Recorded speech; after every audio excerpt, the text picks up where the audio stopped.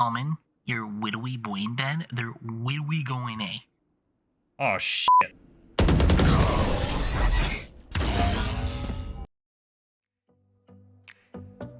Holding angles in Valorant is one of the key fundamentals of the game that you need to master if you want to get good at the game. It's as simple as picking your favorite defensive spot to stand on and try to shoot the bad guys as they're swinging, right? Wrong! But I don't want you to be an average Silver Timmy. I want you to be a future Immortal Chad, just like my boys and girls in our Discord server. So, let me break down some of the keys of holding angles correctly. Step 1. Understanding the types of angles.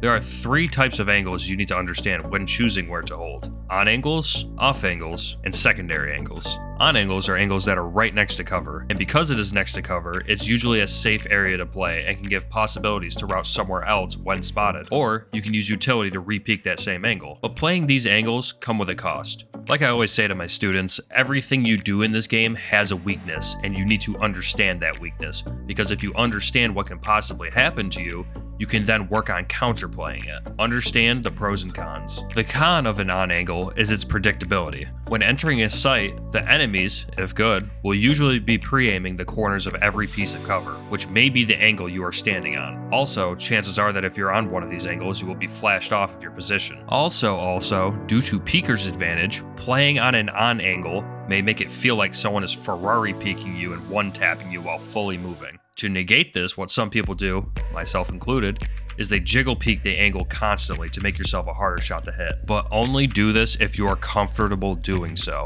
It may save your life, but if you struggle with movement, it can throw you off. So, the pros of on angles. They are the safest angles to play and can give you options to re-peek if necessary. The cons, however, is that they are very, very predictable. Off angles are angles that are not near cover and usually out in the open and are very risky. However, sometimes this risk can pay off. If you've ever gotten killed by a dude and said, "Why is he standing out in the open like that? That's so dumb." Well, to you it's dumb, but for smarter players it's a calculated risk. Or it's just an iron player who has no idea what they're doing. Off angles thrive on this unpredictability. Attackers should be pre-aiming on angles when entering, and because of this, sometimes won't be ready for someone just standing in a weird spot. This is what gives off angles power in this game. However, the risk is the positioning you are in with these angles. You are a sitting duck out in the open. More likely than not, if you get a kill, you will immediately be traded. And if you don't get a kill, you will have nowhere to run and hide, unless you're Jet or Reyna. These are the only 2 agents in the game that get to break the rules when it comes to angles and positioning, which is why I hate them so much. Pros of off angles: very unpredictable and can catch opponents off guard. Cons: unless you are Jet and Reyna, you will have no cover to run to when taking the fight. Secondary angles. Now, I don't know if this is an official type of angle people have made up, but if not, I made this up on my own. So, a secondary angle is sort of a mix of both on angle and off angle. A secondary angle is an angle that is by cover, but is ratty in nature. For this angle, instead of holding the main choke points, you're letting the enemies walk into a bad and open spot, giving them the illusion that it is safe when you are just sitting in a corner waiting for them to walk in your crosshair. However, by doing so, you can give up a lot of space while holding these spots, and you are also in a one and done spot usually. Like, once you are here and you're spotted, you have nowhere to go. Unless, once again, you're a Jet or Reyna. Pros: very unpredictable.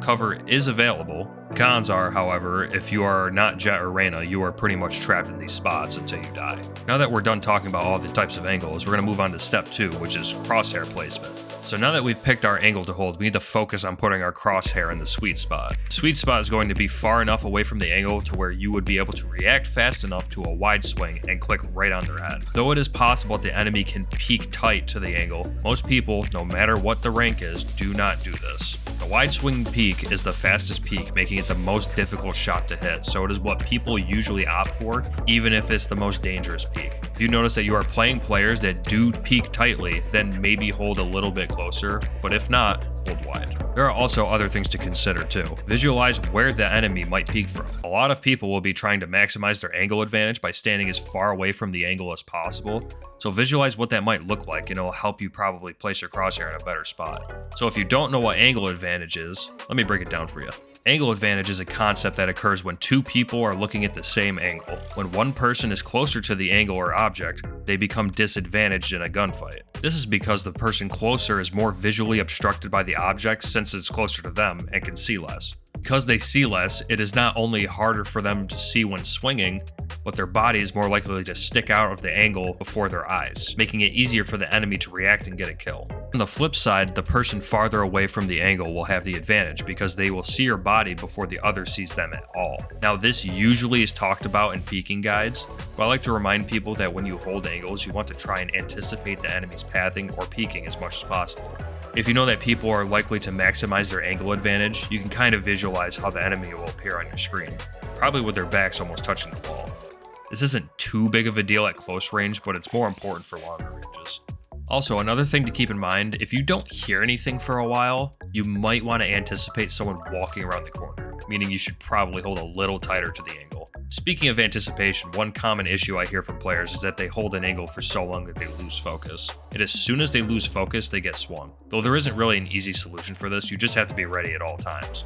For me, if it's insanely quiet around the map and nobody has heard anything and has no info, I'm on high alert because I can get swung at any moment. Unless your team spots all 5 enemies, you need to be ready for that fight at any moment. And finally, step 3, confidence. If you are holding an angle, you are in a position to fight. You need to fight with confidence if you want to win your ones. Like I said in my previous videos, if you focus on the negative, then negative is more likely to happen. Don't worry about dying or losing the fight. Focus on what you're in control of, and you will be fine. If you die, learn from it, not cry about it. Also, try out as many angles as possible in your games. See what you're comfortable with and what you're not. But don't keep holding the same spot in a game because you'll just end up being very predictable and die more likely than not. As always, guys, thank you guys so much for watching, and I'll catch you in the next one.